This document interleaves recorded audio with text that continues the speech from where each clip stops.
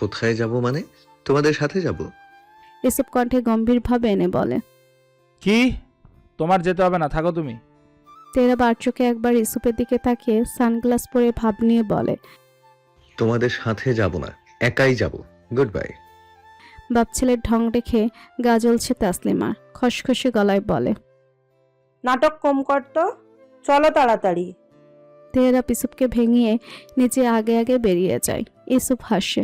সদর দরজার কাছে আসতেই তাসলিমা থামে। তাকে থামতে দেখে ইসুপ ভুরু কুঁচকায়। থামলে কেন? তাসলিমা পেছন ঘুরে ইসুপের হাতে নিজের পাশটা ধরিয়ে দিয়ে বলে, 1 মিনিট আসছি। বলে সিঁড়ি বেয়ে উপরে চলে যায়। এরা তেহরাবকে ধাক্কা দিয়ে ফিসফিস করে বলে, সেদিনের ওই মেয়ে যে আমার ভাইয়ের মন চুরি করেছে, আগে জানলে তো একটু যত্ন আত্তি করে নিয়ে যেতাম। যাই হোক, ভাবি কিন্তু সুন্দর আছে। তেহরাব টাকা মেরে এরার কপালে দাঁত বের করে হেসে বলে, দেখতে হবে না পছন্দটা কার। সবার পছন্দ তো আর তোর মতো না। এরা কপাল কুঁচকায়। তার পছন্দের মতো না বলতে তার ভাই কি মিন করলো? এরা কিছু বলতে যাবে তার আগেই তাসলিমা ফিরে এসেছে। পার্সটা ইসুপের হাত থেকে নিয়ে বলে, আংটির কথা মনে ছিল না, চলো এবার। সবাই বের হয় বাড়ি থেকে। তনয়াদের বাড়ি তাদের বাড়ি থেকে বেশি দূরে না হওয়ায় অটোতেই যাচ্ছে তারা। তাসলিমাকে হাসি খুশি দেখে তেহরাব বলে, এত খুশি কেন তুমি? বিয়ে তোমার ছেলের, তোমার না। তাসলিমা চোখ রাঙালো। এত কথা বলিস কেন তুই, বাচাল একটা। হাতে ব্যান্ডেজ থাকায় আজ তেহরাব তার প্রাণপ্রিয় বাইকটা চালাতে পারল না। মনে মনে বলল, আমার সকল অপকর্মের সাক্ষী তুই। আফসোস আমার ভালো কাজের সাক্ষী হতে পারলি না। চিন্তা করিস না, আমার জানকে তো আমি তোর উপর ছাপিয়েই নিয়ে আসবো। বেগুনি রঙের জামদানি শাড়ি পরেছে তনয়া। শাড়িটা অবশ্য বিয়ের জন্য কিনে এনেছিল তানিয়া। আয়নার সামনে দাঁড়িয়ে নিজেকে ভালো মতো পর্যবেক্ষণ করছে সে। আজে তার প্রচুর লজ্জা লাগছে। কাল পর্যন্ত ভাবেনি সে যে তেহরাবের জন্য সাজবে। মনে হচ্ছে সবটা তার কল্পনা। হঠাৎ মনে হলো কিছু একটা কম কম লাগছে তার। কিন্তু কি জানি ভেবে নিজের খোপা করা লম্বা চুলগুলো ছেড়ে দিল। এই চুল যে তেহরাবের খুব বেশি পছন্দ। আবারও লজ্জায় লাল হয়ে গেল তনয়ের গাল। বেশি কিছু না ভেবে চোখে কাজল আর ঠোঁটে লিপস্টিক লাগিয়ে নিল। ভাল লাগে না বাল, এত কাজ করতে কার ভাল লাগে? হাঁপাতে হাঁপাতে বিরক্তি নিয়ে রুমে আসলো তানহা। এর থেকে তো পড়াশোনাই ভালো। আজ তাকে স্কুলে যেতে দেয়নি। প্রথমে খুশি হলেও যখন কাজ করানো শুরু করলো তখন তার ভালো লাগলো না আর। তনয় ফিটফাট হয়ে মাথায় ঘোমটা দিয়ে তানহার সামনে এসে দাঁড়ালো। কেমন লাগছে আমাকে? কুত্তার মতো। কি বলি? তানহা জিভ কাটে। কি বলতে কি বলে ফেলল সে। কান ধরে অস্থির কণ্ঠে বলে, সরি, অনেক সুন্দর হয়েছে। তনয়া হেসে ওঠে। তাকে যেমনই লাগুক না কেন, তেহরাবের কাছে সে সবসময় সুন্দর। নিজের ভাবনার নিজেরই রাগ হলো। কথায় কথায় তেহরাব তেহরাব করছে কেন সে? তাকেও কি তেহরাব ভাইয়ের ভূতে ধরেছে? তানহা, তানহা, কিরে কই গেলি? এদিকে আয়, খাবারগুলো ঘরে নে। মায়ের ডাক শুনে চোখ মুখ কুচকে তনয়ার দিকে তাকায়। তনয়া ঠোঁট গোল করে চুচু শব্দ করে। তানহা বলে, আমিও বিয়ে করব বাল, আম্মুকে বলে আমাকেও বিয়েটা দিয়ে দে। একটা মারবো, যা, আম্মু ডাকছে। ধমক খেয়ে চোখ উল্টে চলে গেল তানহা। তনয়া বসে পড়ল বিছানায়। ফোনটা খুঁজতে লাগলো। বাসায় আসার পর আর ফোন হাতে নেয়নি সে, ভুলেই গিয়েছিল। এদিক ওদিক খুঁজে বিছানার এক কোণে পেল ফোনটা। চার্জ নেই। দীর্ঘশ্বাস ফেলে ফোনটা চার্জে দিল। তানহা বাইরে আসতেই তার চোখ চড়ক গাছ। গেটের দিকে তাকাতে সে নিজের চোখকে বিশ্বাস করতে পারছে না। কারণ গেট দিয়ে প্রবেশ করছে তার one and only crush Tehrab. One and only? নিজেকে নিজে প্রশ্ন করলো তানহা। সে তো প্রতিনিয়ত সুন্দর ছেলে দেখলেই ক্রাশ খেয়ে বসে থাকে। তবে তেহরাব হলো আলাদা। ক্রাশ তো সবার উপরে আছে সে। এই মুহূর্তে তাকে এখানে দেখে বেশ অবাক হলো তনয়া। অবাকতা আরও বাড়ল যখন দেখলো তার সাথে তার বোন ও মা বাবাও এসেছে। জল ঝুতে পড়েছে তার। সবার শেষে প্রবেশ করে শফিক। তার বাবা তো তনয়ের হবু শ্বশুর বাড়ির লোকদের আনতে গিয়েছিল। তার মানে আর ভাবতে পারল না তানহা। চোখের সামনে সবকিছু গোল গোল ঘুরছে। যাকে ছাইয়া বানানোর প্রয়াসে ছিল সে কিনা হয়ে যাবে ভাইয়া। তার উপর জানাতন ভাই না, সোজা দুলো ভাই।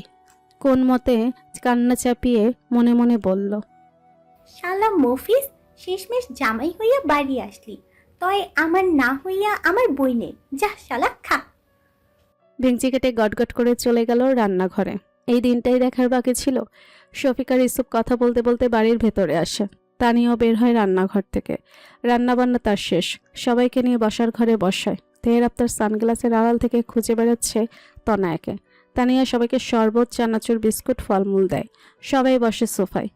বনিতা না করে সরাসরি কাজের কথায় আসি। বরং আমরা চাইছি শুক্রবারে তেহরাব তনয়ের বিয়েটা দিয়ে দিতে। ইরা আর তেহরাবের বিয়েটা একসাথেই মিটে যাক। ইসুফের কথায় শফিক কিছুটা বিচলিত হয়ে বলে, কালকের পরের দিনই তো শুক্রবার, এই কয়দিন কত কি হলো, আর কটা দিনে তো পেছালে ভালো হয়। শফিকের কথা শেষ হতে না হতেই তানিয়া ফট করে বলে ওঠে, বলছিলাম কি, এখন আর তাড়াহুড়া না করে একদম পরীক্ষার পর অনুষ্ঠান করে বিয়েটা হবে নি। শফিক নিজেকে শান্ত করে। সে বারবার বলেছে তানিকে চুপ থাকতে। মহিলা মানুষ কি আর কথা শোনার মানুষ? তানিয়ার কথা কর্ণপাত হতেই তেহরাব উঠে দাঁড়ায়, সানগ্লাসটা খুলে চোখ মুখ বিরক্তিতে কুচকে বলে, রাখেন আপনার পরীক্ষা। একটুর জন্য আমার জান নিয়ে টানটানি শুরু করেছিলেন। বিয়ে দিলে শুক্রবারই দিবেন, না হলে আমার বউকে আমি আজকেই নিয়ে যাব। তেহরাবের কথা শুনে কপালে হাত দেয় তাসলিমা। গতরাতে ইউসুফ ভালো মতো তাকে সবটাই বলেছে, সবটাই তার জানা। নিজের ছেলের এমন কাজকর্মে সে কি করবে বুঝে উঠতে পারে না। ইউসুফ কণ্ঠে গম্ভীরতা এনে তেহরাবের দিকে তাকিয়ে বলে, তেহরাব, তুমি চুপ করে বসো, আমরা কথা বলছি তো, তুমি কেন মধ্যখানে কথা বলছো? এরা তেহরাবের হাত ধরে টেনে আগের জায়গায় বসায়। তেহরাবের এই মুহূর্তে তনয়ের মাকে বিরক্তিকর লাগছে। গতকাল তার বাবা তাকে সবটা বলেছে, আর তেহরাবেরও জানা আছে তনয়াকে শিহাবের সাথে বিয়ে করতে উনি জোর করেছে। এরা ফিসফিসিয়ে তেহরাবের কানে কানে বলে, এর জন্যই তোকে আনতে চাইনি, তুই জামাই মানুষ, চুপচাপ থাকবি। তেহরাব এটার দিকে তাকায়। আল্লাহ মুখ দিয়েছে চুপ থাকতে। এরা আড়ালে তেহরাবের হাতে চিমটি কেটে চুপ থাকতে বলে, আমরা দেরি করতে চাইছি না। আমাদের বাড়ির বউকে আমরা যত দ্রুত ঘরে তুলতে চাই, আর আমার মেয়েটাও চলে যাবে। তনয়া আমার মেয়ে হয়ে একই দিনে না হয় আসলো, দেরি করে লাভ কি বলুন? তাসলিমার হাসি মুখে বলা কথাগুলো মুগ্ধ করল শফিককে। তার মেয়ে সত্যি সুখে থাকবে। ওর তো পরীক্ষা, এখন বিয়ে হলে পরীক্ষাটা খারাপ হবে। হো হো, শিহাব্বার সাথে বিয়ে দিলে বুঝি পরীক্ষা ভালো হতো? ওর থেকে আমি স্টুডেন্ট ভালো। দরকার পড়লে দিন রাত থাপিয়ে আপনার মেয়েকে A+ পাইয়ে ছাড়বো। লিম মার্কা এক্সকিউজ দিবেন না শাশুড়ি আম্মা। তেহরাবের কড়া কথায় কিছুটা লজ্জা পেল তানিয়া। শফিক এবার চোখ গরম করে তাকালেন তানিয়ার দিকে। নিজেকে শান্ত রেখে বললেন, আসলে তয়নার শরীরটা খারাপ বলে তানিয়া নিশ্চিন্ত, ও অন্যভাবে কিছু বলেনি। সে যাই হোক, আপনাদের কথাই না হয় রইল, কালকে হলুদ, পরশু বিয়ে। শফিকের কথা শেষ হতে না হতে তেহরাব বলে ওঠে, এবার তনয়াকে আনুন, ওকে দেখবো না? তেহব্বার, তাসলিমা না পেরে এবার ধমকে উঠলেন। এখন পাগল ছেলে জন্ম দিয়েছেন উনি। লাজ লজ্জার মাথাকে হবু বউকে দেখতে চাচ্ছে।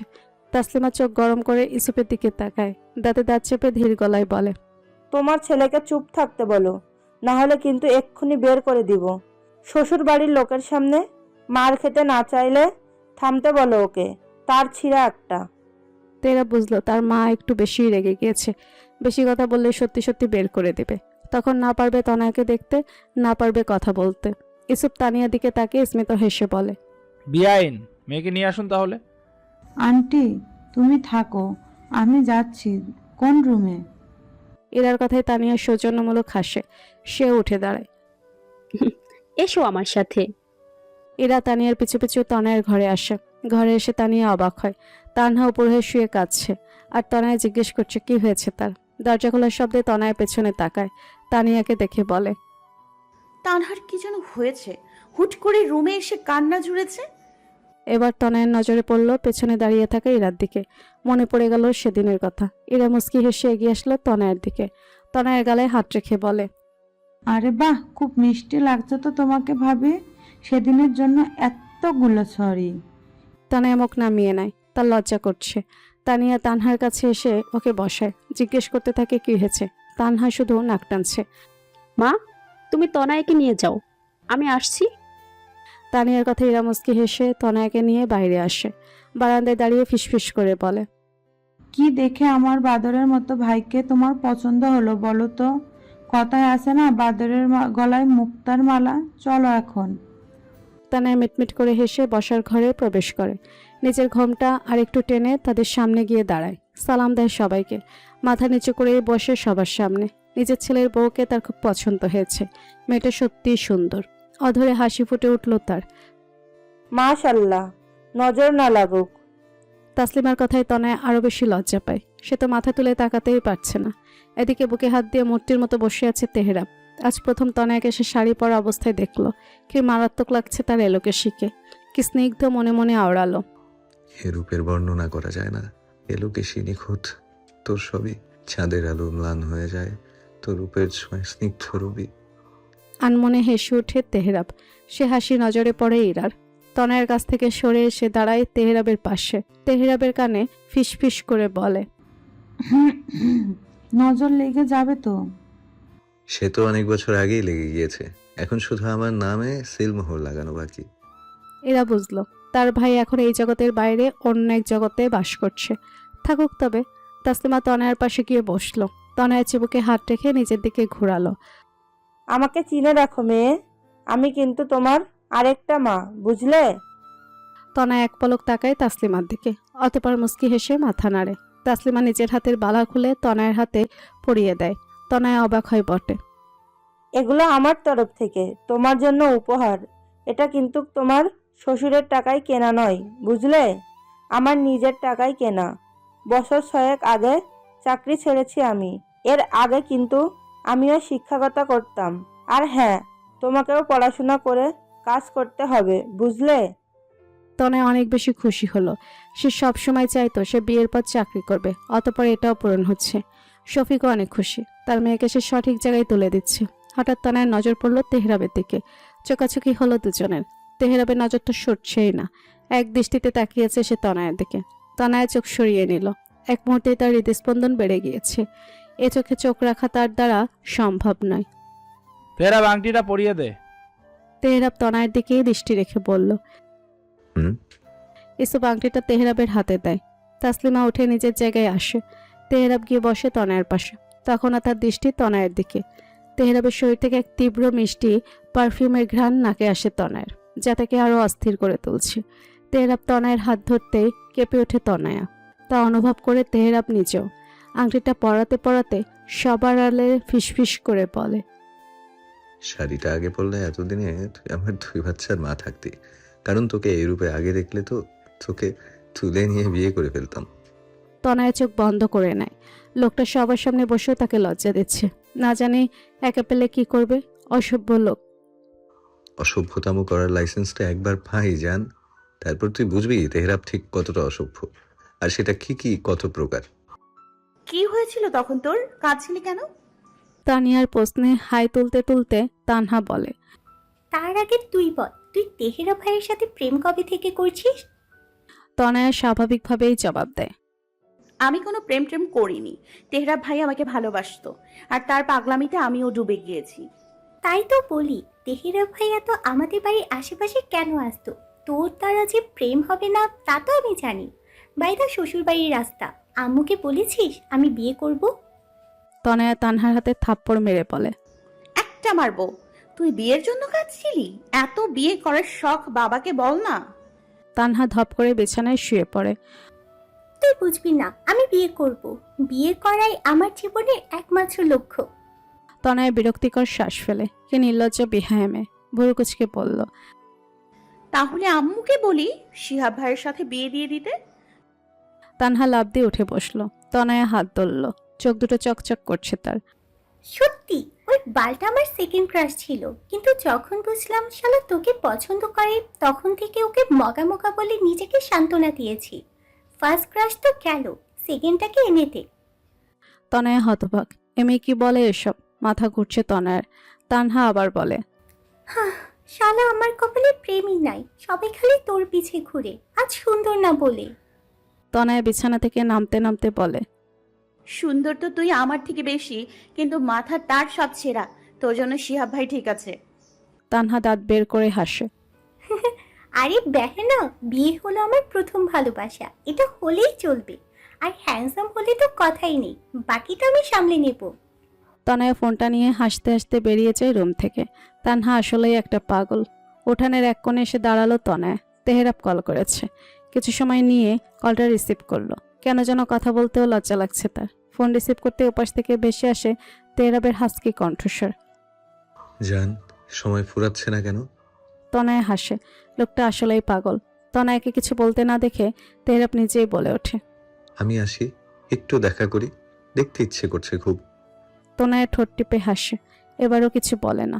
তেহরাব ভুরু কুচকে, আজকেও আবার তার শাশুড়ি কল ধরেনি তো, বিরক্ত নিয়ে কিছু একটা বিড়বিড় করে, অতঃপর বলে, ফোনের ওপাশে যেই হন না কেন, নিজ দায়িত্বে আমার বউয়ের কাছে ফোনটা দিন। আমি তার একমাত্র জামাই বলছি। তনয়া এবার শব্দ করেই হেসে ওঠে, হাসতে হাসতে বলে, মাথাটা কি সত্যি গেছে? জান, সত্যিই গেছে। তোকে পাওয়ার আনন্দে আমি সত্যি নিজের তাল তবা হারিয়ে ফেলেছি। তেহরাবের গভীর কণ্ঠে তনয়ার মন শীতল করলো। তাল হারালে তো চলবে না, পথ হারিয়ে গেলে তখন কি হবে? তেহরাব শীতল কণ্ঠে বলে, তুই আছিস তো, খুঁজে আনবি, দেখাবি সঠিক পথ। তনয়া থেমে যায়। লোকটার সাধারণ কথাগুলো তার হৃদস্পন্দন বাড়িয়ে দেয়। জান, তোকে চুমু খেতে ইচ্ছে করছে। আসি আমি, পাগল পাগল লাগছে, এক্ষুনি আসছি। এই না, শুনুন। তেহরাব কি শুনলো? না, সে তো সাথে সাথে কল কেটে দিয়েছে। তনয়া স্ক্রিনের দিকে হ্যাবলাকান্তের মতো তাকিয়ে আছে। লোকটা কি সত্যিই পাগল? এই রাত বেরাতে চলে আসছে, তাও আবার ছি। অসভ্য লোক, যাচ্ছি না আমি। তনয়া দ্রুত নিচের ঘরে এসে পড়ে। তানহা ঘুমিয়ে গিয়েছে, মেয়েটা ঘুম কাতুরে, মা বাবাও ঘুমিয়ে গেছে। নিচের ঘরের লাইট বন্ধ করে নিজেও বিছানায় শুয়ে পড়ল। তবে ঘুম আসছে না তার। সত্যি কি তেহরাব আসছে? ইস, লোকটার একটু সবুর নেই। এভাবে এপাশ ওপাশ হয়ে ঘুমানোর চেষ্টা করছে তনয়া। হঠাৎ জানালায় টোকা মারার শব্দ কানে আসে তনয়ার। জানালায় কে টোকা দিচ্ছে? গেট তো বন্ধ। তাহলে কিছু একটা ভাবে জানালার কাছে গিয়ে দাঁড়ালো। আলতো করে জানালা খুলতেই বারান্দার মৃদু আলোতে দেখতে পেল তেহরাবের গম্ভীর মুখশ্রী। লোকটা বুকে হাত গুজে দাঁড়িয়ে আছে। তনয়া চোখ নামিয়ে নেয়। তাই বলে সত্যি সত্যি চলে আসবে? এটা কোনো কথা? বাইরে আয়। তেহরাবের গম্ভীর থমথমে গলা শুনে শুকনো ঢোক গিলে তনয়া। কেন যে ফোন বন্ধ করতে গিয়েছিল? নিশ্চয়ই ফোনে পায়নি বলে দেয়াল টপকে এসেছে। কারে যায়নি কথা? তনয়া দ্রুত মাথা নাড়ে। আমি বাইরে যাব না। কেন এসেছেন এত রাতে? তেহরাবকে দরজার দিকে যেতে দেখে তনয়া চিল্লান দিয়ে বলে, আরে আরে, আসছি আমি। তেহরাব থেমে যায়। তনয়া দরজা খুলে পা টিপে টিপে বাইরে আসে। লোকটাকে দিয়ে ভরসা নেই। বুকের ভেতর কেউ একজন হাতুড়ি পেটাচ্ছে তার। ভয়ে ভয়ে সামনে এসে দাঁড়ালো তেহরাবের। তেহরাব একই ভঙ্গিতে দাঁড়িয়ে আছে। তা দেখে তনয়ের আরো বেশি ভয় লাগছে। তোর মায়ের সাধের লাল গরুটা আমার পছন্দ হয়েছে, গেট খুলে দে, ওটা আমি নিয়ে যাব। তনয় কিং কর্তব্য বিমূরের ন্যায় তেহরাবের মুখের দিকে তাকায়। কি বলল সে? কি? শব্দ করে উঠল তনয়া। তেহরাব আগের ন্যায় সিরিয়াস ভঙ্গিতে গম্ভীর গলায় বলে, তোর মায়ের রেড কালারের হাম্বাটা পছন্দ হয়েছে, ওটা নিয়ে যাব। বাইরে বন্ধুরা অপেক্ষা করছে, তাড়াতাড়ি গেট খুল। এই মুহূর্তে তেহরাবকে পাগল ছাড়া কিছুই মনে হচ্ছে না তনয়ের কাছে। রাত করে এসব কি মস্করা শুরু করেছে? আপনি ফাইজলামি করতে এখানে এসেছেন? জানতো আমি গেলাম। তনয় যেতে নিলে তেহরাব খপ করে তনয়ের হাত ধরে ফেলে। ধমক দিয়ে বলে, আমাকে দেখে তোর মনে হচ্ছে আমি ফাইজলামি করছি? গরুটা দিবি কিনা বল। তনয়া দাঁত কটমট করে তাকালো তেহরাবের দিকে। গরু নিয়ে আপনি কি করবেন? গরুর ঘাস কাটবেন? ধ্যাৎ, ঘাস কাটতে যাবো কেন? ওটা জবাই করে রান্না করে খাবো এখন, দে তাড়াতাড়ি। তেহরাব সিরিয়াস ভঙ্গিতে বলা কথাগুলো শুনে তনয়া হাসবে নাকি কাঁদবে বুঝতে পারছে না। ইচ্ছে করছে নিজের কপাল নিজে চাপড়াতে। এখন পাগলের চক্করে পড়ল সে। হঠাৎ কিছু একটা ভেবে তেহরাব বলল, আচ্ছা গরু রাখ, মানুষ আমরা 13 জন। এক কাজ কর, একটা ছাগল দে, গরু বিয়ের দিন নিয়ে যাব। তনয়ের এবার মেজাজ খারাপ হলো। এই মাথা খারাপ আপনার? জানতো। তেহরাব একটানে তনয়াকে নিজের কাছে টেনে আনে। তনয়ের কপালে ছোট করে একটু চুমু খেয়ে শয়তানি হাসি দেয়। শাশুড়ি আম্মাকে বলিস না আমি ছাগল নিয়েছি, কি না কি ভাববে। সকালে না পেলে বলে দিস বাঘ এসে নিয়ে গেছে, চাইলে সিংহও বলতে পারিস। তেহরাব তনয়াকে ছেড়ে দৌড়ে গিয়ে গোয়ালে ঢুকে। বেছে বেছে ভালো একটা ছাগল নিয়ে বাড়ির পেছনের দরজা দিয়ে দৌড়ে চলে যায়। তনয় হাঁ করে তেহরাবের কার্যকলাপ দেখলো। সবকিছু বুঝে উঠতে নিজেও বাড়ির পেছনের গেটের কাছে আসলো। গেটের তালা ভাঙা রাস্তা দিয়ে তেহরাব আর তার বন্ধুরা দৌড়ে চলে যাচ্ছে। আল্লাহ, এটা কোনো কথা? এই কোন পাগলের পাল্লায় পড়লাম? শেষমেশ শ্বশুর বাড়ি থেকে ছাগল চুরি! তনয় নিজের কপালে নিজে থাপ্পড় মারে। নিজের চোখকে বিশ্বাস করতে পারলো না তনয়। মানে লোকটা কি সত্যিই সুস্থ? সকালে দ্বিতীয় দফায় মায়ের গৃহযুদ্ধ শুরু হবে, আবার নাকি গরুও নেবে। কি হচ্ছে এসব? মধ্যরাত, ক্ষেতের মাঝ বরাবর আগুন জ্বলছে। চারপাশে বসেছে গানের আসর, মাঝখানে রান্না হচ্ছে কাচ্চি, যা রান্না করছে স্বয়ং তেহরাব সরকার। বিয়ের জন্য আর সবাইকে ট্রিট দিচ্ছে সে, তা আবার শাশুড়ির যত্নে পালা ছাগল দিয়ে। ভাবা যায় বাকিরা এই নিয়ে মজা করছে, হাসাহাসি করছে, তা নিয়ে যাই আসে না তেহরাবের। এখন তার শান্তি লাগছে, শাশুড়ির প্রতি আর বিদ্বেষ নেই, তার ছাগলের মাধ্যমে উঠিয়ে নিয়েছে। কাচ্চির সুন্দর ঘ্রাণ আসছে, নিজেকে নিজে বাহবা দিচ্ছে তেহরাব। এই না হলে তেহরাব সরকার। রান্না শেষের দিকে আজ রাত ভরে বন্ধুরা কাচ্চি পার্টি করবে। কেউ সালাদ কাটছে, কেউ প্লেট ধুচ্ছে, সবাই যার যার মতো আনন্দ করছে। তেহরাব বাঁকা হাসে। ধন্যবাদ শাশুড়ি আম্মা, ছাগলটাকে যত্ন করে বড় করার জন্য। আর সরি, আপনাকে কাচ্চির ভাগ দিতে পারলাম না বলে। মায়ের চিল্লাচিল্লিতে ঘুম ভাঙে তনয়ের, মাথাটা ভার হয়ে আছে, বিরক্ত লাগছে মায়ের উপর। সাত সকালে চিল্লাচিল্লি কেন করছে? দরজা খুলে বাইরে আসতেই দেখে তানিয়া বারান্দায় বসে নিজের কপাল চাপড়াচ্ছে। আহা হা হা, আমার স্বাদের ছাগলটা কোন গোলামের পুত চুরি করছে? হায় রে, হায় হায় হায়, আমার কি সুন্দর ছাগল। তনয়ার টনক নড়ে, মনে পড়ে গত রাতের কথা। নিজের মুখে হাত দিয়ে নিজের ঠোঁট কামড়ে ধরে, তার মাঝে বকাবকি শুরু করেছে। তনয়ার হাসিও পাচ্ছে, কান্নাও পাচ্ছে। আগ বাড়িয়ে কিছু জিজ্ঞাসা করলো না, না হলে দেখা যাবে আরো ঘ্যান ঘ্যান শুরু করেছে। যা হওয়ার হয়েছে, ছোট জিনিসের উপর দিয়ে গিয়েছে। যদি গরুটা নিত তখন কি করতে? সবুর করে শুকরিয়া আদায় করো, হয়তো এর মধ্য দিয়ে কোনো ফাড়া কাটলো।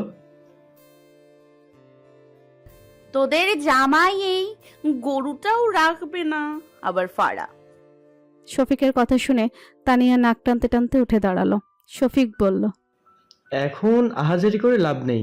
আজ বিকালে বিয়ের তত্ত্ব নিয়ে ও বাড়ি থেকে কয়েকজন আসবে।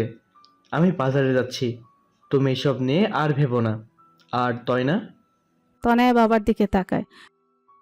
আব্বু। টেহরাবের কাছে পাঞ্জাবির সাইজটা জেনে বলো তো। তোর মামাকে আসতে বলেছি, সে সাভার থেকে কিনে নিয়ে আসবে। তনয়া মাথা নাড়ায়। শফিক বেরিয়ে যায়। তানিয়া এখনো বকে যাচ্ছে অজানা চোরকে।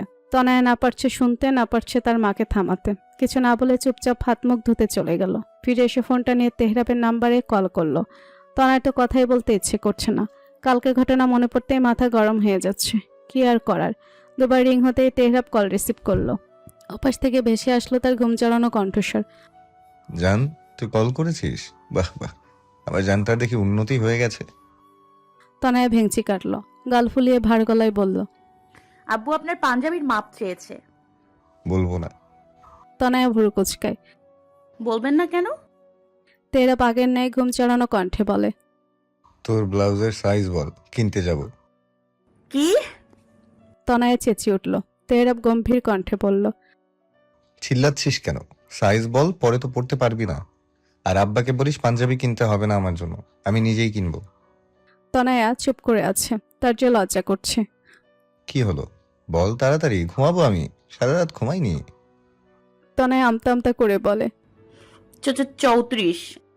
বলেই কল কেটে দেয় তনয়া। তেহরাব ভুরু কুচকে কান থেকে ফোনটা মুখের সামনে আনে, স্ক্রিনের দিকে তাকিয়ে বলে, কল কেটে দিল কেন? ওর মায়ের ছাগল নিয়েছি বলে রাগ করেছে? না, এটা তো মানা যায় না।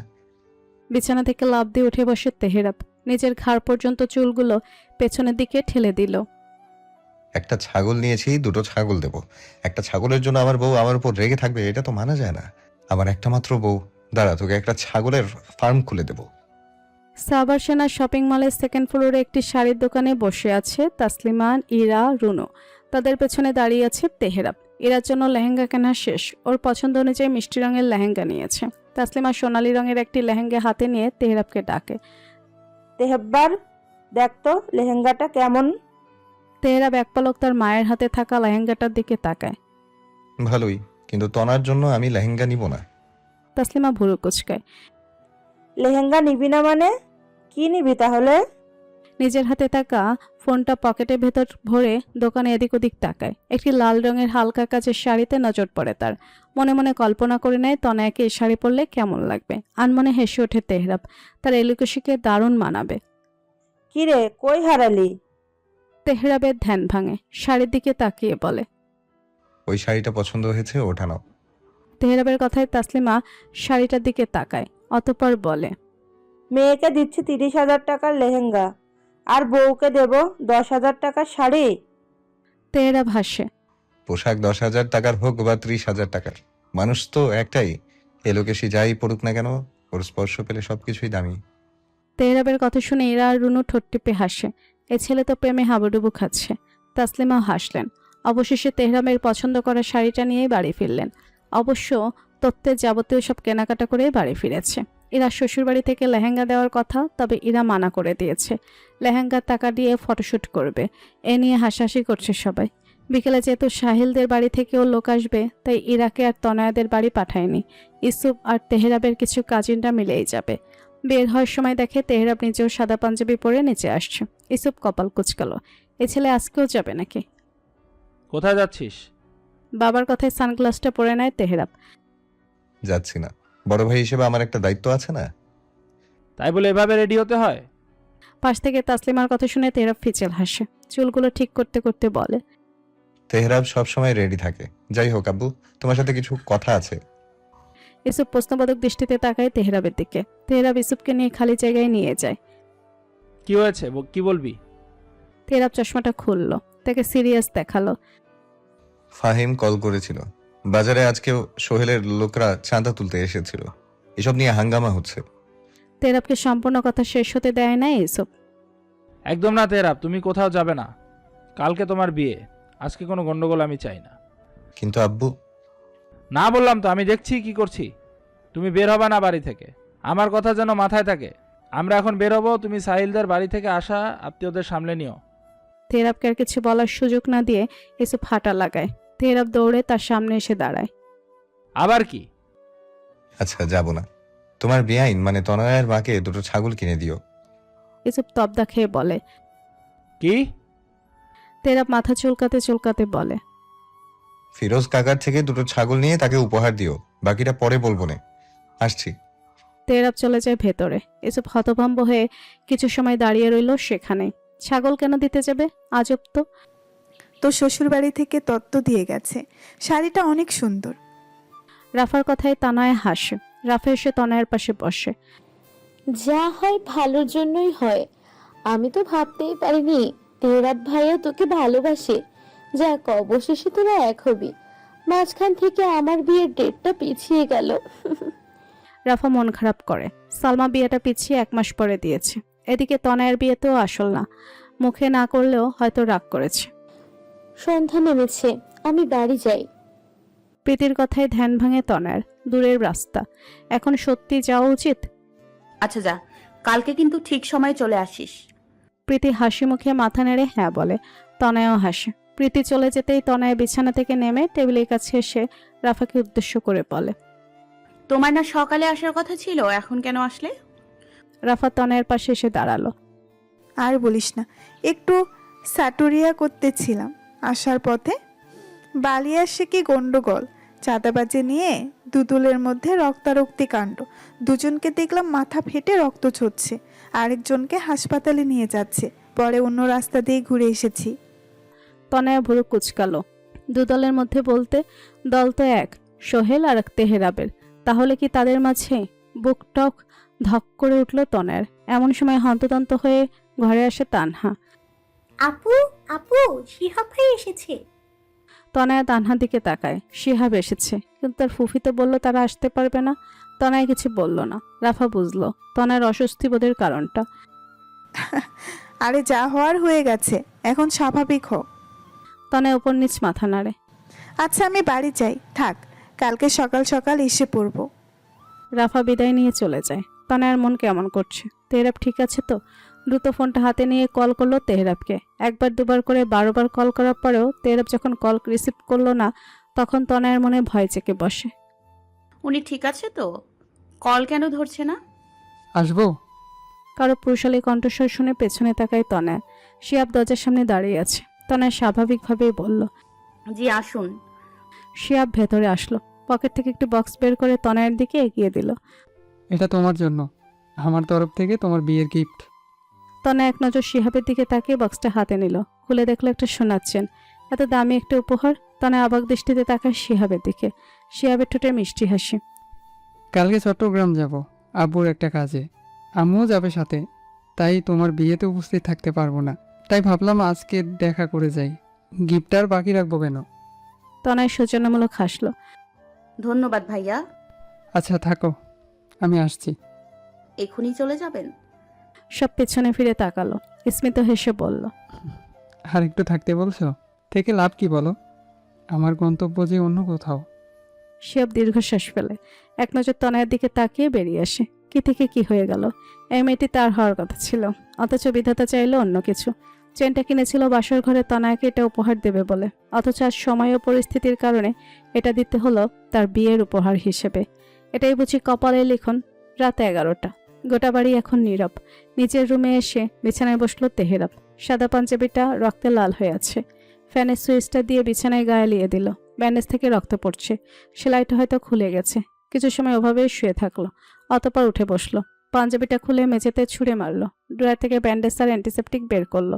এদিক ওদিক ঘাড় বাঁকিয়ে ঘাড় ফোটালো। হাতের ব্যান্ডেজটা খুলে নতুন করে ব্যান্ডেজ করলো। সেই লেভেলের ব্যথা করছে। এদিকে পায়ের অবস্থা তো বেহাল, পুরো 12টা বেজে গেছে। আজ না হয় কারো নজরে পড়েনি, কালকে তো পড়বে। তখন কি করবে? পায়ের ব্যান্ডেজটা ফার্মেসি থেকে করে এসেছে, এটা আর পাল্টাতে হবে না। দীর্ঘশ্বাস ফেলল তেহরাব। বাবার সা করা সত্ত্বেও সে গিয়েছিল বালিয়া। সে যাওয়াতে যেন ঝামেলা আরো বেড়ে গেল। শুরু হলো মারামারি, এক পর্যায়ে পায়ে আঘাত লাগে। আর ফাইম তো মাথা ফাটিয়ে হাসপাতালে ভর্তি। অবশ্য সোহেলের 12টাও বাজিয়ে দিয়ে এসেছে স্বয়ং তেহরাব। ফাইমের মতো সোহেলও মাথা ফাটিয়ে হাসপাতালে ভর্তি। এতটা সময় হাসপাতালেই ছিল তেহরাব। ইসুফ বাড়ি এসে তেহরাবকে না দেখতে পেয়ে কল করেছিল, কিন্তু তেহরাবের ফোন তো বাড়িতেই ফেলে গেছে। পরে ইসুফ ফাইমের নাম্বারে কল করলে সেটা তেহরাব ধরে। তখন তো বলেছিল ফাইমের মাথা ফাটায় সে হাসপাতালে এসেছে, কিন্তু কাল যখন পায়ের অবস্থা দেখবে তখন তো শুরু হবে নতুন সিনেমা। সোহেলের বাচ্চা, কামটা করলি কি? শালা হুদাই ক্যাচাল করলি। আমার বিয়ে কালকে, আর তুই কিনা আমারে ল্যাংড়া বানাই দিলি। এখন যদি আমার বউ আমারে বিয়ে না করে। বিড়বিড় করে কথাটা বলে পা টেনে টেনে ওয়াশরুমে যায় তেহরাব। ফ্রেশ হয়ে ঘরে এসে ফোনটা খুঁজতে থাকে, কোথায় যে রেখেছিল। এদিকে পায়ের যন্ত্রণায় হাঁটতেও কষ্ট হচ্ছে তার। আব্বার কথা শুনলেই ভালো হতো। কালকে বিয়ে আর আজকে মারা খেয়ে বসে আছি। আমার বাসরের কি হবে? ঠোঁট উল্টে ঠাস করে শুয়ে পড়ে তেহরাব। এমন সময় রিংটোনের শব্দ কানে আসে। আওয়াজের উৎস ধরে ওয়ার্ড্রপের সামনে গিয়ে দাঁড় হামায়। মোহনটা এখানে। ফোন হাতে নিয়ে দেখে তনয়ের নাম্বার। অধরে হাসি ফুটে ওঠে তেহরাবের। এক মুহূর্তে যেন সব ব্যথা যন্ত্রণা লাঘব হয়ে গিয়েছে। লাইটটা বন্ধ করে বিছানায় গা ছড়িয়ে শুয়ে পড়ল তেহরাব। কল রিসিভ করে কানে ধরতে ওপাশ থেকে ভেসে আসলো তনয়ের কান্না মিশ্রিত কণ্ঠস্বর। হ্যালো হ্যালো, কোথায় ছিলেন এতক্ষণ? ফোন কেন ধরছিলেন না? জানেন কতটা চিন্তা হচ্ছিল আমার। আপনি ঠিক আছেন তো? তনয়ের ব্যস্ত উতলা কণ্ঠস্বর শুনে নিজেই তবদাক হয়ে গেল তেহরাব। মুহূর্তেই হাসি ফুটে উঠল ঠোঁটে। যাক, মেয়েটা তাকে নিয়ে ভাবে। কাঁদছিস কেন? বিয়ের আগেই সবাইকে জানাতে যাচ্ছিস তোর স্বামী তোকে কাঁদায়? ছি জানছি, লোকে কি বলবে বলতো? তনয়ের কান্না থেমে যায়। হিসকে তুলতে তুলতে বলে। তনয়ের কথায় তেহরাব ফোন চেক করে। সত্যি অনেকবার কল করেছে। সরি জান, আমি একটু ব্যস্ত ছিলাম, ফোনটা কাছে ছিল না। তেহরাব মিথ্যা বলল। সে এখন চাইছে না তনয়কে চিন্তায় ফেলতে। সত্যিটা বললে সারা রাত চিন্তা করবে। মিথ্যা কেন বলছেন? আপনি তো বালিয়া ছিলেন, জানি আমি। তনয়ের গম্ভীর কণ্ঠে এমন কথা শুনে চমকায় তেহরাব। এ মেয়ে জানলো কি করে? তেহরাব কিছু বলার আগেই তনয় বলে, কোথাও ঝামেলা হচ্ছে অথচ তেহরাব সরকার নেই, এটা কি সম্ভব? কেন শুধু শুধু ঝামেলায় জড়ান বলুন তো? আপনি ঠিক আছেন? তেহরাব ধরা পড়ে যাওয়া চোরের মতো মিনমিনে স্বরে বলে, ওই আর কি, তেমন কিছু না, পায়ে একটু লেগেছে। রাখছি। তনয় কল কাটতে নিলে তেহরাব ধমকে ওঠে। কিসের রাখছি? কথা বল আমার সাথে, ভালো লাগছে না। তনয় অভিমানী সুরে বলে, ভালো তো লাগবেই না। সারাদিন মারপিট করে বেড়াবেন আর রাতে এসে বলবেন ভালো লাগে না। তেহরাব দুষ্টু হাসে, ঠোঁট কামড়ে বলে, একটু ভুল বললি জান। সারা রাত মারপিট করে এসে রাতে তোর সাথে বায়োলজি প্র্যাকটিক্যাল করবো, বুঝলি? তনয় ভুরু কুচকায়। বায়োলজি প্র্যাকটিক্যাল বলতে? তনয় মানে না বুঝে জিজ্ঞেস করে। মানে? তেহরাব হাসকে স্বরে বলে, ডিএনএ এর গঠন, কাজ, বৈশিষ্ট্য বোঝাবো। ছি। তনয় দ্রুত কল কেটে দেয়। লোকটা কি সাংঘাতিক, কিসব বাজে কথা বলছে। লোকটা এমন কেন? তেহরাব ফোন ঢুকে হো হো করে হেসে ওঠে। মেয়েটাকে জ্বালাতে তার ভালো লাগে। বিশেষ করে তনয়া যখন লজ্জা পায়, তখন তার গাল দুটো লাল হয়ে যায়। ব্যাপারটা দারুণ লাগে। যতই ছি ছি করিস না কেন তনয়া রানী, তোকে তো সেই আমার কাছেই আসতে হবে। লাল টুকটুকে বউ সাজে বসে আছে তনয়া। অপসরা থেকে কম লাগছে না তাকে। প্রীতি আর রাফা মিলে তাকে সুন্দর করে সাজিয়ে দিয়েছে। গা ভর্তি গহনা, হাতে আছে তার শাশুড়ির দেওয়া সেই চুড়িগুলো। নে দেখে নে এবার কেমন লাগছে। রাফার কথায় তনয়া হাসি মুখে বিছানা থেকে উঠে ড্রেসিং টেবিলের সামনে গিয়ে দাঁড়ায়। পা থেকে মাথা পর্যন্ত নিজেকে পর্যবেক্ষণ করে। সত্যিটাকে সুন্দর লাগছে। আজ তার বিয়ে। নিজের অজান্তে নিজের শব্দকে দিয়ে যাকে ভালোবেসেছিল, আজ তার সাথেই তার বিয়ে। অজানা কারণে তার খুব লজ্জা লাগছে। করবেই বা না কেন? তেহরাব যে নির্লজ্জ, দেখা যাবে সবার সামনে কিছু একটা আবার বলে ফেলবে। লজ্জায় পড়তে হবে তনয়াকে। আপু, দুলাপ্রু কল করেছে। মোবাইল ফোন হাতে নিয়ে তানহা ঘরে প্রবেশ করে। তানহার কথায় রাফা ও রিফিতি হেসে ওঠে। তনয়া লজ্জা পায়। এই লোকটা কেন ফোন দিতে হবে? একটু পর তো আসবেই তারা। তানহা এবার তাড়াহুড়ো করে ফোনটা তনয়ের হাতে ধরিয়ে দিয়ে বেরিয়ে যায়। থাক, আর লজ্জা পেতে হবে না, কথা বল। তনয়া রিসিভ করে না, উল্টো ফোন বন্ধ করে রেখে দেয়। আজ যে তার বেশি লজ্জা করছে। কিভাবে কথা বলবে সে? রাফা এসে তনয়াকে পেছন থেকে জড়িয়ে ধরল। তোকে যা লাগছে না, তেহরাব ভাই তো পাগল হয়ে যাবে।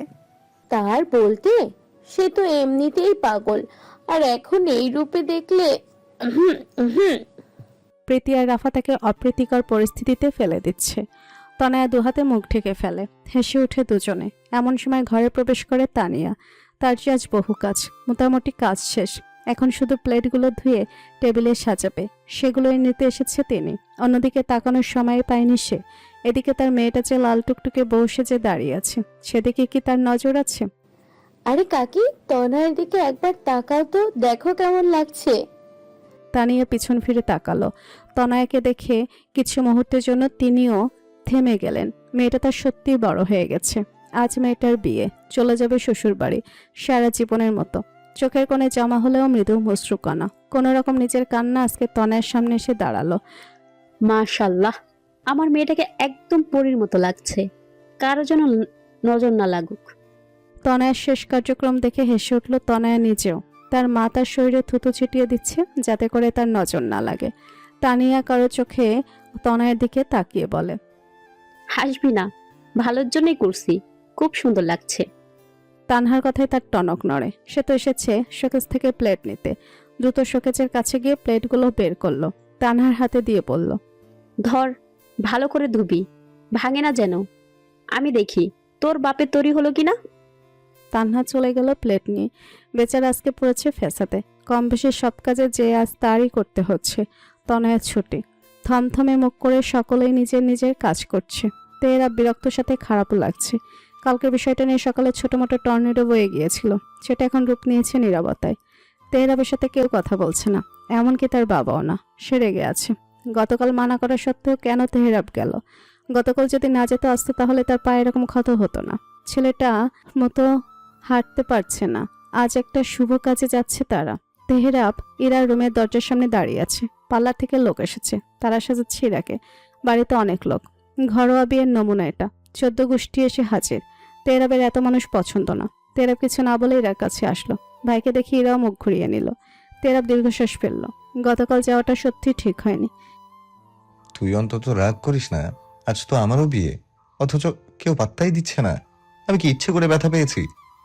এরা আর চোখে তাকালো তেহরাবের দিকে। নাক টেনে বলল, চোখের সামনে থেকে সর, কথা বলবি না।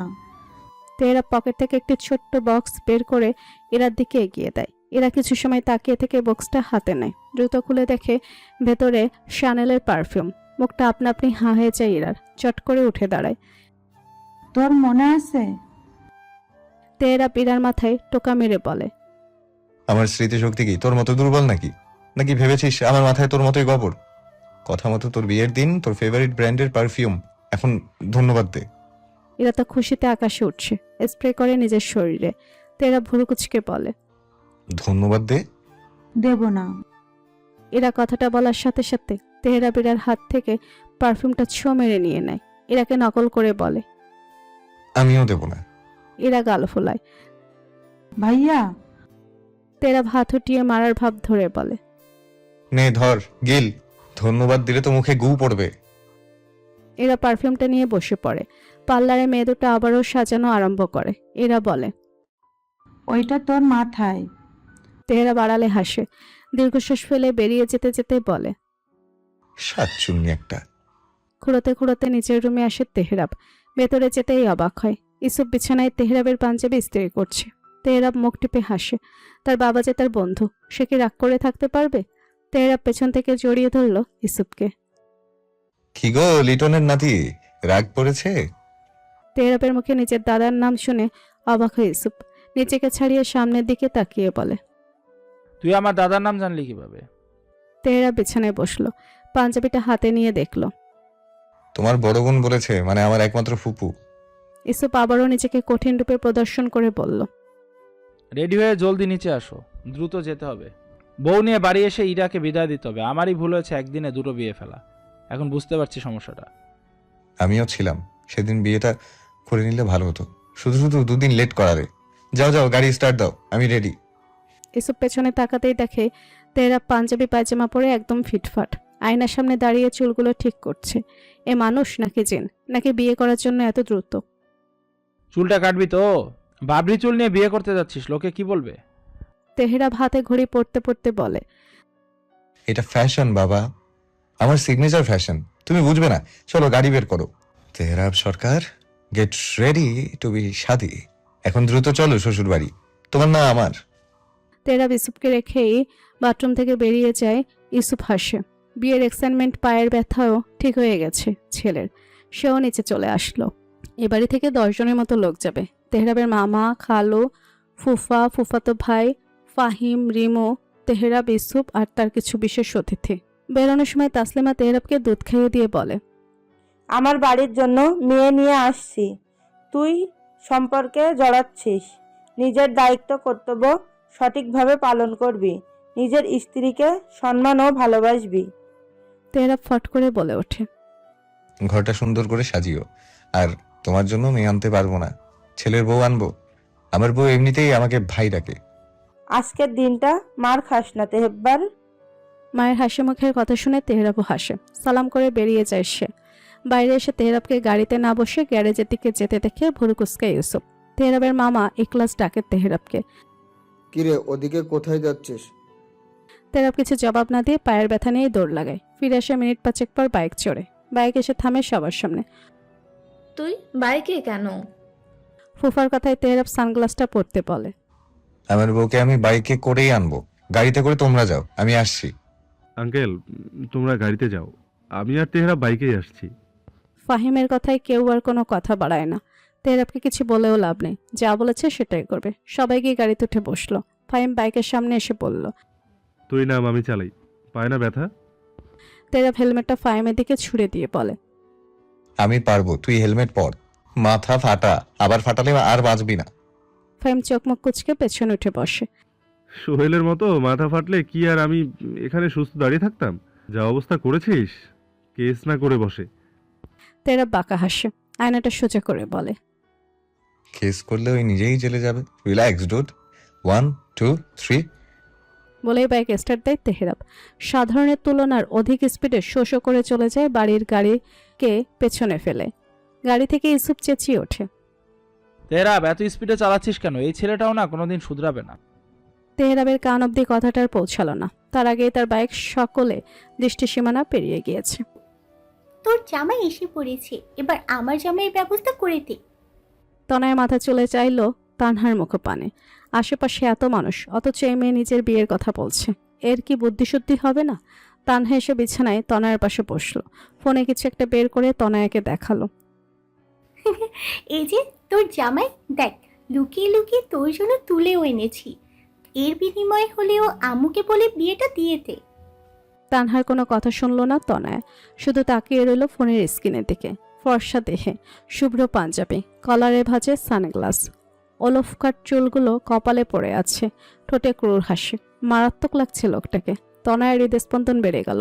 ছবিটা দূর থেকে তোলায় তেহরাবের মুখটা ভালো মতো বোঝা যাচ্ছে না, তারপরও মারাত্মক লাগছে। গলা শুকিয়ে গেল তনয়ের। তানহা ফোনটা বন্ধ করে দিল। তোকে কিছু বলেছি? তনয়া তাকায় তানহার দিকে, ঠোঁট উল্টে বসে আছে। রাফা গাট্টা মেরে বলে। এত বিয়ের শখ? দাঁড়া, আমাদের হাই স্কুলের দপ্তরির সাথে তোকে দিয়ে দেব। বয়স একটু বেশি, কিন্তু সিঙ্গেল, দারুণ মানাবে। আহ রাফা আপু।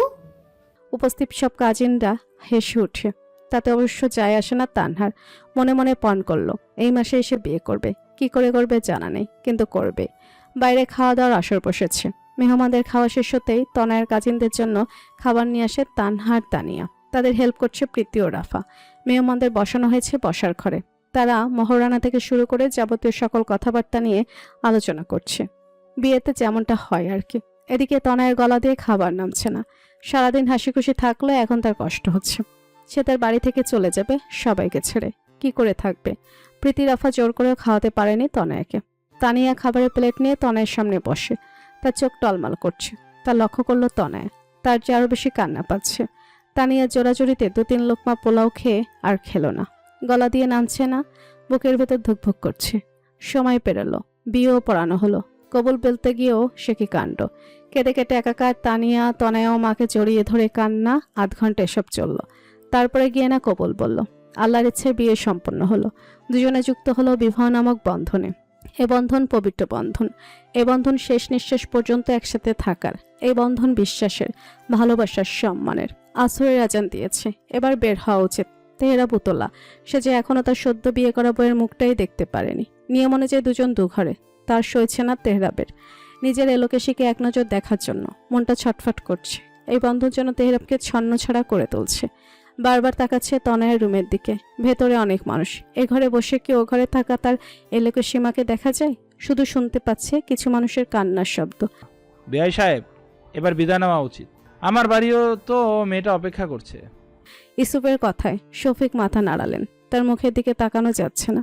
সে তো আর মেয়েদের মতো কাঁদতে পারছে না, কিন্তু মেয়ের জন্য তো তারও কষ্ট হচ্ছে। তার প্রথম সন্তান, বাবা হওয়ার প্রথম অনুভূতি, প্রথম বাবা বলে ডাকা, সব তো তনয়কে দিয়ে শুরু হয়েছিল। এই তো সেদিন তার ছোট্ট মেয়েটা কোলে করে ঈদের মাঠে নিয়ে যেত। সেই মেয়ে আজ তার ঘর খালি করে অন্য বাড়ির বউ হয়ে চলে যাবে। চোখজোড়া ভিজে আসলো, বুকটা ব্যথা করছে। কোনো রকম নিজেকে সামলে তনয়ের ঘরের দিকে পা বাড়ালো। মা, আর কাঁদিস না। সব মেয়েকেই তো স্বামীর ঘরে যেতে হয়। কাঁদছিস কেন? তুই তো নতুন বাড়িতে যাচ্ছিস। তোর নিজের সংসার, কত দায়িত্ব। এভাবে কাঁদলে চলবে?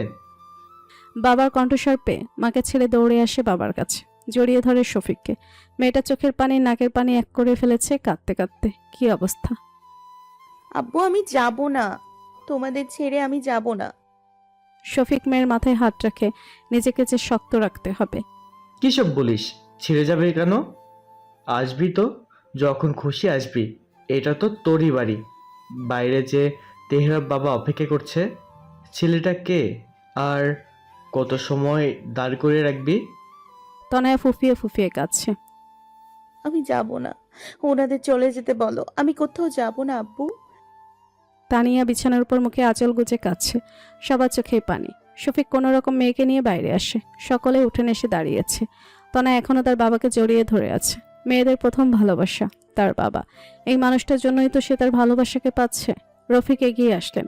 তনয়াকে শফিকের থেকে ছাড়িয়ে তেহরাবের সামনে গিয়ে দাঁড়ালেন। শফিক তনয়ের হাত তেহরাবের হাতে তুলে দেন। আমাদের বাড়ির মেয়েকে আমরা ভরসা করে তোমার হাতে তুলে দিলাম। আশা করব আমরা যেভাবে যত্নে রেখেছি তুমিও সেভাবে রাখবে। তেহরাব শক্ত করে তনয়ের হাতটা ধরে। তার খুব ইচ্ছে করছে এই মুহূর্তে মেয়েটাকে বুকের সাথে মিশিয়ে নিতে। তনয় শফিকের বুকে মুখ গুজে রেখেছে। তেহরাব বড় করে শ্বাস নিয়ে তনয়ের কান্না মিশ্রিত চেহারার দিকে তাকিয়ে বলে, আপনার মেয়ে এখন আমার স্ত্রী। আপনাদের থেকে 1000 গুণ বেশি যত্নে আমি তাকে রাখবো। আপনাদের মেয়ে যে আমার খুব শখের, তাকে অযত্ন রাখি কি করে? শফিক নিজেকে আর আটকাতে পারল না। গড়িয়ে পড়ল চোখের পানি। ইসুফের সাথে কোলাকুলি করে বলল, মেয়েটাকে দেখে রাখবেন। আপনাদের উপর আমার ভরসা আছে। ইসুফ আশ্বস্ত করেন। আপনার মেয়ে আমার মেয়ে হয়ে থাকবে, চিন্তা করবেন না। অতঃপর তনয়কে নিজের বাহুতে আগলে নেয় তেহরাব। পিঠে হাত দিয়ে তনয়ের দিকে তাকায়। চোখের ইশারায় শান্ত হতে বলে, কেন কাঁদছিস? আমি আছি তো। তেহরাব ভুরুছে স্মিত হাসে। তনয় নিজেও আঁকড়ে ধরে তেহরাবের পাঞ্জাবে। পেছন ফিরে তাকায় বাড়ির দিকে, নিজের রুমটার দিকে, নিজের চিরচেনা মানুষগুলোর দিকে, বারান্দার খাম ধরে কান্না করা তার বোন ও মায়ের দিকে। আজ তানহাও কাঁদছে। অতপর গেট পেরিয়ে পা বাড়ায় নতুন গন্তব্যের উদ্দেশ্যে, তার আপন ঠিকানায়। এটাই তো শুনে এসেছে, স্বামীর বাড়ি নাকি আপন বাড়ি। আজ সে তার আপন বাড়ি পেয়েছে, যেখানে আছে তার নতুন পরিবার, তার জন্মান্তরের সঙ্গী, তার স্বামী। তার ভরসার শেষ আশ্রয়, তার মাথা রাখার খাম। মনে মনে আওড়ালো, সবকিছুর জন্য আল্লাহ আপনার নিকট আমি কৃতজ্ঞ, ধন্যবাদ। ঠিক একই সময় তেহরাবও মনে মনে আওড়ালো, আমার শখের নারী আমার এলোকেশী, আপনাকে আমার জীবনে আসার জন্য ধন্যবাদ, আর আপনাকে আমার করার জন্য আল্লাহকে ধন্যবাদ। অতঃপর দুজনের নতুন জীবনের সূচনা হলো। বাধা পড়ল দুজনে একসাথেই। তেহরাব তনয়ের দিকে তাকিয়ে মুচকি হাসলো, বিড়বিড়ালো, এবার যে আর পালানোর পথ নেই আপনার, আপনি শুধু আমার, শুধু আমার। সরকার বাড়ির সদর দরজার সামনে দাঁড়িয়ে আছে তনয়া, তার পাশে তেহরাব। তাসলিমা তনয়া ও তেহরাবকে মিষ্টিমুখ করিয়ে বাড়ির ভেতরে আনলেন, বসালেন সোফায়। সবাই বউ দেখতে তাড়া লাগালো, কেউ প্রশংসা করছে তো কেউ খুদ ধরছে ব্যস্ত। অবশ্য তেহরাব থাকলে এরা তনয়াকে নিয়ে কিছু বলতে পারত কিনা সন্দেহ। তেহরাব লেগে পড়েছে ইরার বিয়ের কাজে, বড় ভাই হিসেবে এখন সে তার দায়িত্ব পালন করছে। এমন সময় ইরার শ্বশুর আসলেন তনয়াকে দেখতে। তনয়াকে দেখা মতো তার চক্ষু চড়ক গাছ। এই মেয়েকেতে সে দেখতে গিয়েছিল সাহিলের জন্য, আর এ কিনা এখন এবাড়ির বউ। রিমু, তনয়াকে উপরে গেস্ট রুমে নিয়ে যা, বেচারি ক্লান্ত, হাতে মুখে পানি দিয়ে একটু বিশ্রাম নেক, এখনো আবার ইকরাকে নিচে আনা হবে। তাসলিমার কথা শুনে দিবা আর তেহরাবের মামাতো বোন রাত্রি তনয়াকে নিয়ে উপরে চলে যায়। এর মাঝে ইরা একবার তনয়ের সাথে দেখা করে নিচে আসে। সাহিল আর ইরাকে বসানো হয় পাশাপাশি, ধর্মীয় মতে বিয়ে পড়ানো হয়। তেহরাব আগেই কাজীকে সব বলে রেখেছিল, বিধায় রেজিস্ট্রির কথা তিনি তুলেননি, সেটা তো আগেই হয়ে গিয়েছে। সবকিছু হতে হতে সন্ধ্যা পেরিয়ে রাত। এবার পালা ইরার বিদায়। তবে তনয়ের মতো ইরা কান্নাকাটি করলো না, তার কেমন অনুভূতিই হলো না। মেয়েকে এত হাসি খুশি দেখে ইউসুফ নিজেও হাসলেন। যাক, ভালো থাকলেই ভালো। ইরাকে বিদায় দেওয়া হলো। বিদায়কালে অবশ্য তাসলিম একটু আবেগী হয়ে পড়েছিল, কিন্তু ইরাকে খুশি দেখে তিনিও নিজেকে নিয়ন্ত্রণ করলেন। ধীরে ধীরে বিদায় নিলেন আত্মীয় স্বজন। শুধু থেকে গেল তেহরাবের ফুফাতো বোন মারিয়া ও মামাতো বোন রাত্রি। মারিয়া আর রিমোর সমবয়সী, আর রাত্রি তনয়ের সমবয়সী। সবাই গেস্ট রুমে বসে আছে তনয়ের সাথে, এটা সেটা নিয়ে মজা করছে। তনয়া শুধু শুনছে। তনয়াকে লক্ষ্য করলো রাত্রি নামক মেয়েটা, কেমন অদ্ভুত দৃষ্টিতে তাকিয়ে আছে তার দিকে। বিষয়টা অস্বস্তিকর। হঠাৎ রাত্রি এগিয়ে আসলো তনয়ের কাছে, অধর বাঁকিয়ে হাসলো, শুনলাম ভালোবেসে বিয়ে করেছো, তোমরা পারোও বটে। বড়লোক সুদর্শন ছেলে দেখেছো, কি ঝুলে পড়লে, ওপস সরি, ঝুলে না ঢলে পড়েছো, তাই না ভাবি?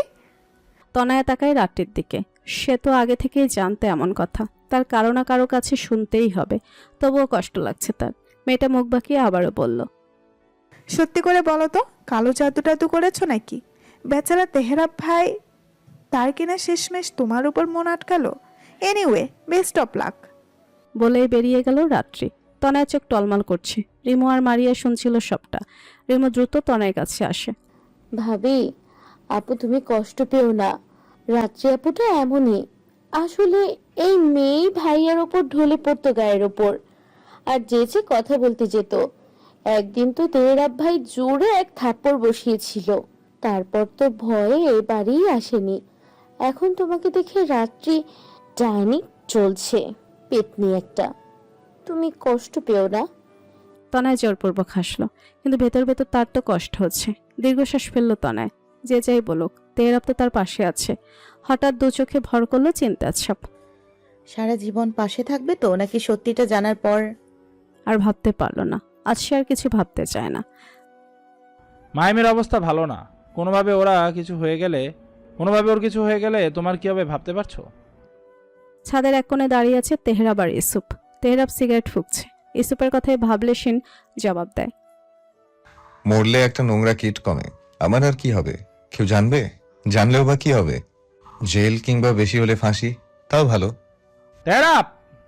ধমকে ওঠে ইউসুফ। তেহরাব ক্রুর হাসে, মরবে না ও, এত সহজে ওকে মরতে আমি দেব না। আমি মারবো, আমি সুস্থ করব, আবার আমি মারবো, সারা জীবন এভাবেই চলবে। ইউসুফ খপ করে শ্বাস ছাড়লেন, হাত রাখলেন তেহরাবের কাঁধে। একটা সত্যি কথা বলতো তেহরাব, মাহিমের সাথে তোর শত্রুতাটা কোথায়? কেন এভাবে আটকে রেখেছিস? কেন এভাবে কষ্ট দিচ্ছিস? বিষয়টা কি ভালো? তেহরাব নিজের সিগারেট শেষ করলো, অবশিষ্ট অংশ মাটিতে ফেলে গম্ভীর থমথমে গলায় বলে, কিছু জিনিস অজানায় থাক। তবে একটা কথা মনে রেখো, আমি কোনো ভুল করছি না। আমি শুধু ওর পাপের শাস্তি দিচ্ছি, আজীবন দেব। যতদিন আমি তেহরাব বেঁচে আছি, ততদিন মাহিম বেঁচে থাকবে, যন্ত্রণা নিয়ে বেঁচে থাকবে। এটা ওর কর্মফল।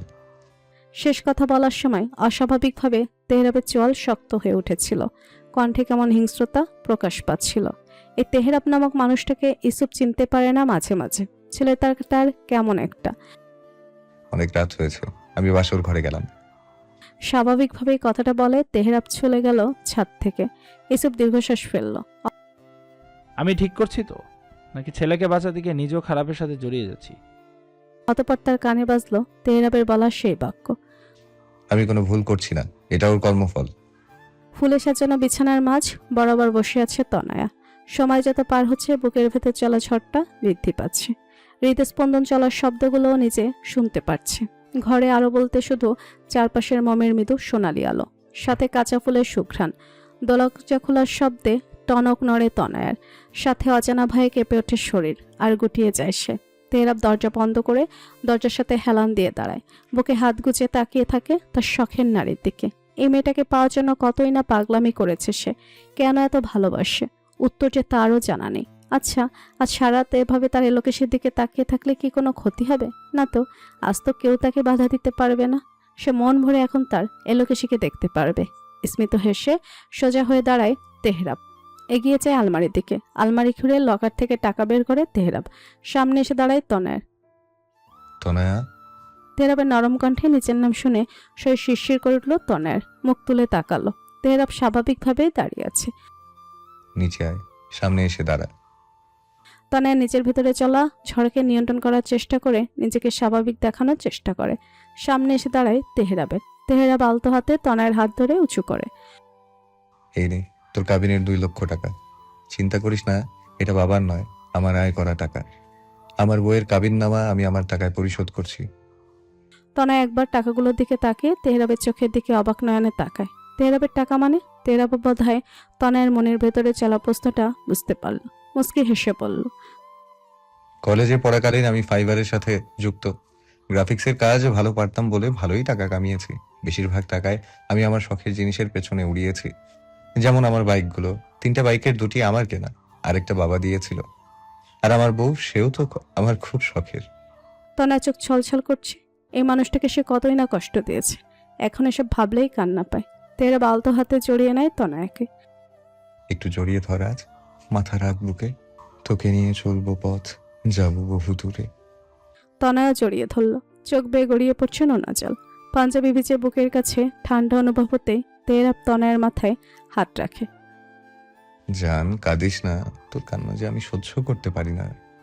ক্ষমা করে দিন আমাকে তেহরাব ভাই, অনেক কষ্ট দিয়েছি আপনাকে, ক্ষমা। তনয়ের কিছু বলার আগে তেহরাব তনয়কে নিজের থেকে ছাড়িয়ে বুড়ো কুচকে বলে, তুই কি চাইছিস? আমার ছেলে মেয়ে আমাকে মামা বলুক? তনয় গোল গোল চোখ করে তাকায়। তেহরাব গম্ভীর ভাব নিয়ে বলে, ভাই বলছিস কাকে? বিয়ে করা জামাই আমি, তুই আমার বউ। ভাই ডাক শোনার জন্য তোকে বিয়ে করিনি। তোর সন্তানের মুখে বাবা ডাক শুনবো বলে করেছি। তুই চাইছিস মামা ডাক শোনাতে? ছি তনয়া, আছি। সিরিয়াস মোমেন্টও তেহরাবের এহমা ঠোটকাটা কথাগুলো শুনে তনয়া থতমত খেয়ে যায়। লোকটা এমন কেন? ফ্রেশ হসনি কেন? তনয় মাথা নিচু করে বলে, আপনার জন্য অপেক্ষা করছিলাম। তেহরাব তনয়ের কোমরে হাত রাখে, দুষ্টু হেসে বলে, আমার জন্য অপেক্ষা করছিলি কেন? আমি ফ্রেশ করিয়ে দেবো এই ভেবে? ছি ছি ছি, তুই এতটা নির্লজ্জ। তনয়া তেহরাবকে ধাক্কা দেয়, ঠোঁট উল্টে বলে, তেহরাব ভাই। তেহরাব আবারও কপাল কোচকায়। কি বললি? আবারও ভাই? তনয়া মুখ ঘুরিয়ে উল্টো দিক হয়ে দাঁড়ায়। তেহরাব পেছন থেকে জড়িয়ে ধরে তনয়ের কাঁধে চোয়াল টেকিয়ে বলে, শুধু তেহরাব ডাকবি, বুঝেছিস? তনয় এদিক ওদিক মাথা নাড়ে, যার মানে না।